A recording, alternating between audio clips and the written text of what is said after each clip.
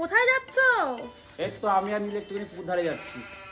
ঠিক আছে, আসার পথে তাহলে 100 টাকার ডিম নিয়ে এসো।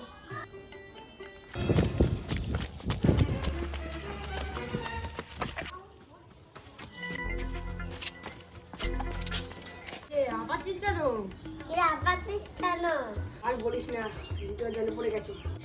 সর্বনাশ করেছে।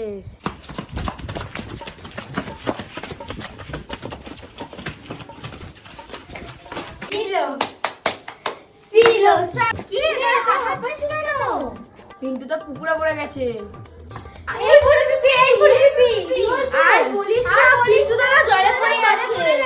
কি বলি? সর্বনাশ হয়ে গেল।